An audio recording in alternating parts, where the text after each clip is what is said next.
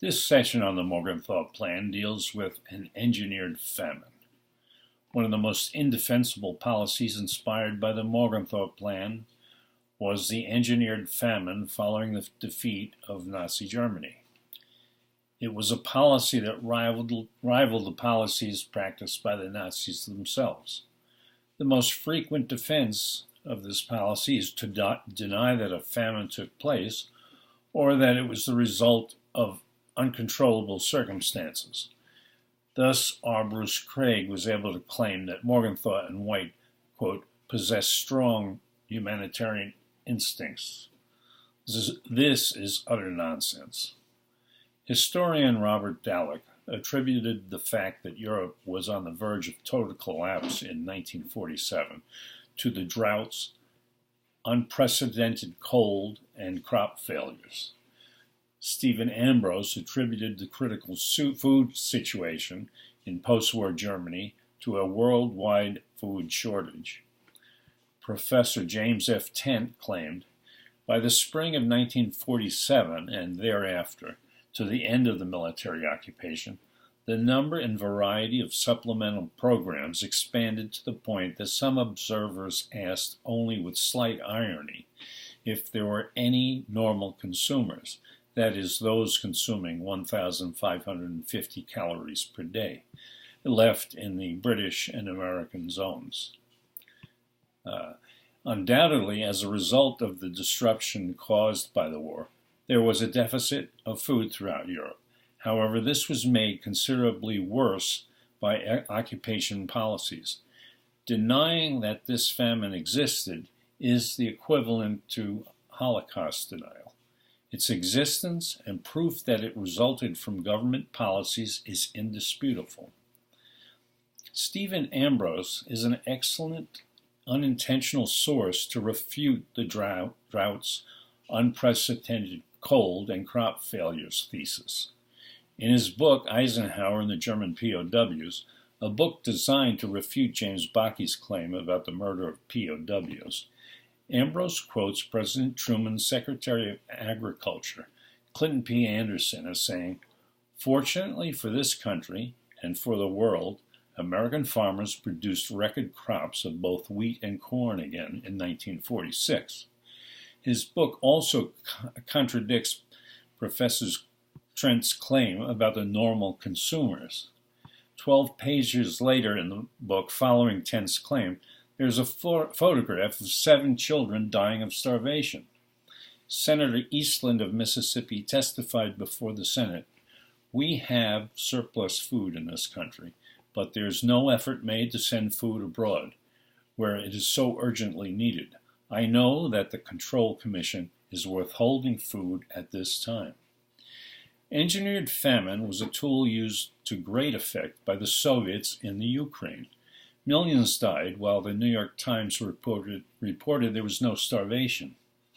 A relief worker described the situation in Germany in 1946. Quote, "Starvation is not the dramatic thing one so often reads and imagines, of people in mobs crying for food and falling over in the streets. The starving, those who are dying, never say anything, and one rarely sees them. They first become listless and weak. They react quickly to cold and chills. They sit staring in their rooms or die listlessly in their beds. One day, they just die. The doctors usually diagnose malnutrition and complications resulting therefrom. Old women and kids usually die first. Like the Ukrainian famine, it was concealed for decades." The original Handbook of Military Government in Germany, before White's modifications, planned to prevent disease and unrest in occupied areas by maintaining a 2,000-calorie ration by importing foodstuff if necessary. It also stated, quote, "German food and other supplies will be utilized for the German population to the minimum extent required to prevent disease and unrest." The White modification permitted disease and unrest as long as it did not endanger the occupation forces. Quote, "You will estimate requirements of supplies necessary to prevent starvation or widespread disease or such civil unrest as would endanger the occupation forces, unquote. Apparently, the supplies needed to prevent endangering the occupation forces were extremely low. In 1945, Calvin Hoover of the Economic Intelligence Branch reported that in some areas the consumer ration was as low as 700 calories per day. During that month, General Clay claimed, "We had determined that supplies were available and found that the ration for the normal consumer had to be set at levels varying from 950 to 1,150 calories per day." Field Marshal Montgomery, the commander of the British zone, concluded that the loss of life in the winter of 1945-46 was going to be very heavy. The daily ration, an average adult then, was 1,042 calories, which Montgomery said meant, quote, "We're going to let them starve gradually." Richard Wiggers estimated the average daily ration in the Western occupation zones during the summer of 1945 fluctuated between 700 and 1,190 calories. General Clay reported, quote, "The authorized allowance in the bizonal area dropped to 1,040 calories per day in April 1947. Apparently, Professor Tent did not read General Clay's memoirs. In spite of these dire conditions, relief agencies were prohibited. Eisenhower had forbidden the North American Quakers to come to Germany, a policy recommended the War Department keep secret. Professor Tent attributed Clay's opposition to relief agencies working in Germany to his distaste for carpetbaggers. Thus, the Catholic Relief Services, Unitarians, Mennonites, and other relief agencies were categorized as carpetbaggers. Care package shipments to individuals remained prohibited until June 5, 1946. Another inexcusable policy was the intentional destruction of food. General Clay remarked, quote, "Hunger was seen everywhere, and even the refuse pails from our messes, from which everything of value had been removed, were gone over time and time again in search of the last scrap of nourishment. Why was everything of value removed?" Eugene Davidson reported, "American wives were told never to allow leftovers to get into the hands of their maids. The food was to be destroyed or made inedible." Edward Peterson reported that, quote, "Germans noted Americans threw food away and were bitter that leftovers from army kitchens were frequently forbidden to hungry children and sometimes even burned in front of them." Carl Vogel claimed Eisenhower himself ordered that food provided to prisoners by women in the area surrounding the camp be destroyed. And Colonel Francis Miller wrote of an acquaintance, "Against orders, I supplied him some nourishing food." Charles Lindbergh recorded, "German children took looking through the window. We have more food than we need, but regulations prevent giving it to them." There does not appear to be a surviving written record of this policy, but it is obvious that it existed. In spite of this privation, German taxpayers were paying for, quote, 1 ton of water bugs to feed a U.S. general's pet fish. What were the consequences of these policies? Like the Ukrainian famine, it is impossible to give an accurate number of deaths. James Bakke puts the number in the millions. Herbert Hoover reported, "There is the illusion that the new Germany left after the annexations can be reduced to a pastoral state. It cannot be done unless we exterminate or move 25 million people out of it."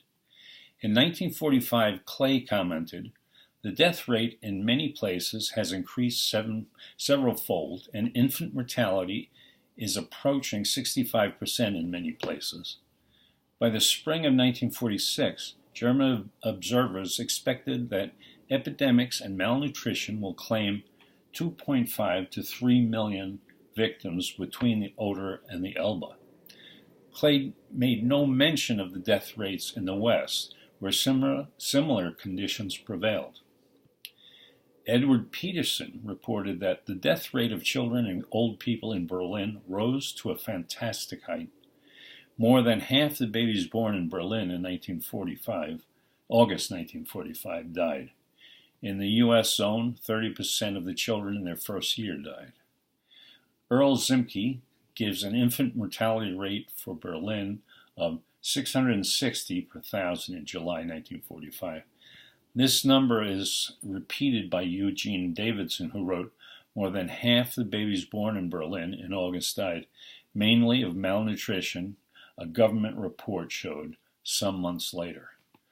There were 1,448 deaths out of 2,866 births.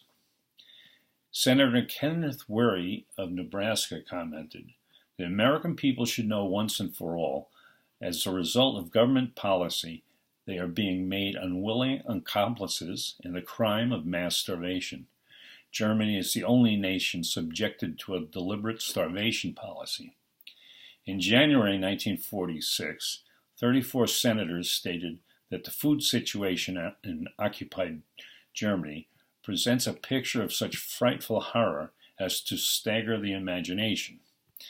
Evidence with increasingly marks the United States as an accomplice in a terrible crime against humanity. In March 1946, the Senate approved a resolution requesting the President take executive action designed to eliminate the starvation conditions resulting from the policies for which this government is directly responsible. Senator William Langer announced, I hold in my hands photographs which have been taken at the beginning of the winter in the city of Berlin. These photographs are interchangeable with the horror with the photographs with which we became familiar from Dachau, Mauthausen, and Buchenwald, and other extermination camps. These are photographs of children between the ages of 5 and 14. America has become an accomplice to one of the most staggering crimes ever committed against humanity. In 1946, Senator Homer Capehart of Indiana addressed the Senate.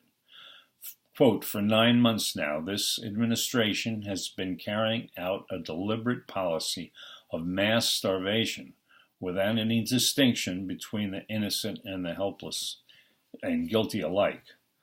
American policy had transformed an entire country into a vast concentration camp. General Montgomery, in October 1945, telegraphed London, I do not think we should provide a ration less than Belsen concentration camp. Harold Zink reported, the amount available for German use had hardly the food supply equaled the food supplied by the Nazis at such notorious concentration camps as Dachau, where thousands died of starvation. Victor Gollins quoted Gerald Barry, the editor of the News Chronicle, as saying, the actual daily ration is now as low as the prisoners of Belsen received in the worst days. According to the theologian Prince Sue Loewenstein, the official ration in the French zone in January 1947 was 450 calories per day, half the ration of the Belsen concentration camp.